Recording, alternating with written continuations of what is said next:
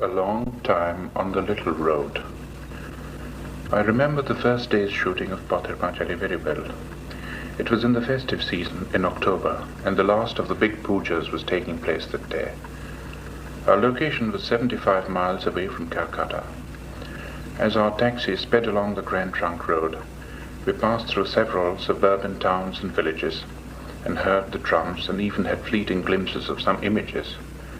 Someone said it would bring us luck. I had my doubts, but I wished to believe it.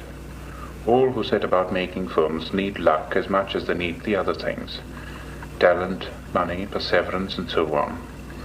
We needed a little more of it than most. I knew this first day was really a sort of rehearsal for us, to break us in, as it were. For most of us it was a start from scratch. There were 8 on our unit, of whom only one, Bansi, the art director, had previous professional experience. We had a new cameraman, Shubroto, and an old, much-used wall camera which happened to be the only one available for hire on that particular day. Its one discernible advantage seemed to be a device to ensure smoothness of panning. We had no sound equipment, as the scene was to be a silent one. It was an episode in the screenplay where the 2 children of the story, brother and sister, stray from their village and chance upon a field of karsh flowers. The 2 have had a quarrel, and here in this enchanted setting they are reconciled, and their long journey is rewarded by their first sight of a railway train. I chose to begin with this scene because on paper it seemed both effective and simple. I considered this important because the whole idea behind launching the production with only 8,000 rupees in the bank was to produce quickly and cheaply a reasonable length of rough cut which we hoped would establish our bona fides, the lack of which had so far stood in the way of our getting a financier. At the end of the first day's shooting we had 8 shots. The children behaved naturally, which was a bit of luck because I hadn't tested them. As for myself, I remember feeling a bit strung up in the beginning, but as work progressed, my nerves relaxed, and in the end I even felt a kind of elation. However, the scene was only half finished, and on the following Sunday we were back on the same location. But was it the same location? It was hard to believe it. What was on the previous occasion a sea of fluffy whiteness was now a mere expanse of uninspiring brownish grass. We knew karsh was a seasonal flower, but surely they were not that short-lived. A local peasant provided the explanation. The flowers, he said, were food to the cattle. The cows and buffaloes had come to graze the day before and had literally chewed up the scenery. This was a big setback. We knew of no other karsh field that would provide the long shots that I needed. This meant staging the action in a different setting, and the very thought was heartbreaking. Who would have known then that we would be back on the identical location exactly 2 years later, and indulge in the luxury of reshooting the entire scene with the same cast and the same unit, but with money provided by the government of West Bengal? When I look back on the making of Pather Panchali, I cannot be sure whether it has meant more pain to me than pleasure. It is difficult to describe the peculiar torments of a production held up for lack of funds. The long periods of enforced idleness, there were 2 gaps totaling a year and a half, produced nothing but the deepest gloom. The very sight of the scenario is sickening, let alone thoughts of embellishing it with details or brushing up the dialogue.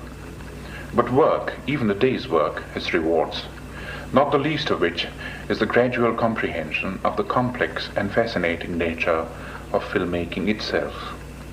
The edicts of the theorists, learned assiduously over the years, doubtless perform some useful function at the back of your mind.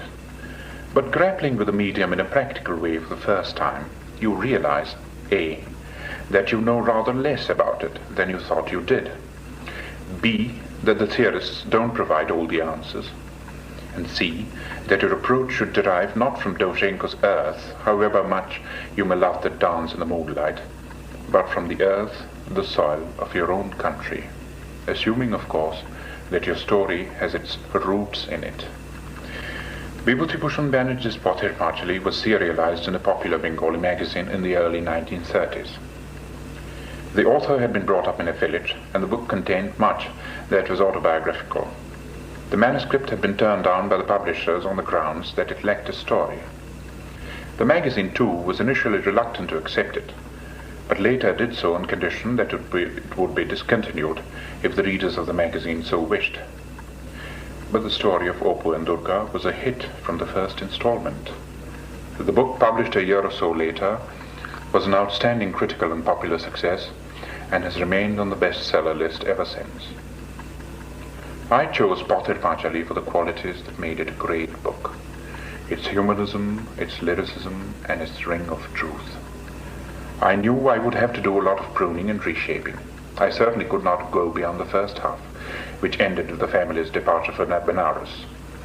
But at the same time I felt that to cast the thing into a mold of cut-and-dried narrative would be wrong. The script had to retain some of the rambling quality of the novel, because that in itself contained a clue to the feel of authenticity. Life in a poor Bengali village does a ramble. Considerations of form, rhythm, or movement didn't worry me much at this stage. I had my nucleus, the family, consisting of husband and wife, the 2 children, and the old aunt. The characters had been so conceived by the author that there was a constant and subtle interplay between them. I had my time span of 1 year. I had my contrasts, pictorial as well as emotional, the rich and the poor, the laughter and the tears, the beauty of the countryside and the grimness of poverty existing in it. Finally, I had the 2 natural halves of the story culminating in 2 poignant deaths. What more could a scenarist want? What I lacked was first an acquaintance with the milieu of the story. I could, of course, draw upon the book itself, which was a kind of encyclopedia of Bengali rural life, but I knew that this was not enough. In any case, one had only to drive 6 miles out of the city to get to the heart of the authentic village. While far from being an adventure in the physical sense, these explorations into the village nevertheless opened up a new and fascinating world. To one born and bred in the city, it had a new flavor, a new texture, and its values were different. It made you want to observe and probe, to catch the revealing details, the telling gestures, the particular turns of speech. You wanted to fathom the mysteries of atmosphere. Does it consist in the sight or in the sounds? How to catch the subtle difference between dawn and dusk, or convey the grey, humid stillness that precedes the first monsoon shower? Is sunlight in spring the same as sunlight in autumn? The more you probed, the more was revealed, and familiarity bred not contempt, but love, understanding, tolerance. Problems of filmmaking began to recede into the background, and you found yourself belittling the importance of the camera. After all, you said, it is only a recording instrument. The important thing is truth. Get at it, and you've got your great humanist masterpiece. But how wrong you were. The moment you are on the set, the 3-legged instrument takes charge. Problems come thick and fast. Where to place the camera? High or low? Near or far? On the dolly or on the ground? Is the 35 okay, or would you rather move back and use the 50? Get too close to the action, and the emotion of the scene spills over. Get too far back, and the thing becomes cold and remote. To each problem that arises, you must find a quick answer. If you delay, the sun shifts and makes nonsense of your light continuity. Sound is a problem too. Dialogue has been reduced to a minimum, but you want to cut down further. Are these three words really necessary, or can you find a telling gesture to take their place? The critics may well talk of a laudable attempt at a rediscovery of the fundamentals of silent cinema, but you know within your heart that while there may be some truth in that, equally true was your anxiety to avoid the uninspiring business of dubbing and save on the cost of sound film. Cost, indeed, was a dominant determining factor at all times, influencing the very style of the film. Another important factor, and I wouldn't want to generalize on this, was the human one. In handling my actors, I found it impossible to get to that stage of impersonal detachment where I could equate them with so much raw material to be molded and remolded at will. How can you make a woman of 80 stand in the hot midday sun and go through the same speech and the same actions over and over again, while you stand by and watch with half-closed eyes and wait for the precise gesture and tone of voice that will mean perfection for you? This meant, inevitably, fewer rehearsals and fewer takes. Sometimes you're lucky and everything goes right in the first take. Sometimes it does not, and you feel you will never get what you're aiming at. The number of takes increases, the cost goes up, the qualms of conscience become stronger than the urge for perfection, and you give up, hoping that the critics will forgive and the audience will overlook. You even wonder whether perhaps you were not being too finicky and the thing was not as bad or as wrong as you thought it was. And so on it goes, this preposterous balancing act, and you keep hoping that out of all this will somehow emerge art. At times when the strain is too much, you want to give up. You feel it is going to kill you, or at least kill the artist in you.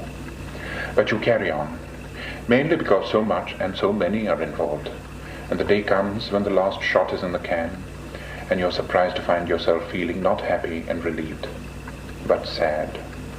And you are not alone in this. Everybody from Auntie, for whom it has been an exciting if strenuous comeback after 30 years of oblivion, down to the little urchin who brought the live spiders and the dead toad, shares this feeling. To me, it is the inexorable rhythm of its creative process that makes filmmaking so exciting in spite of the hardships and the frustrations. Consider this process. You have conceived a scene, any scene. Take the one where a young girl, frail of body but full of some elemental zest, gives herself up to the first monsoon shower.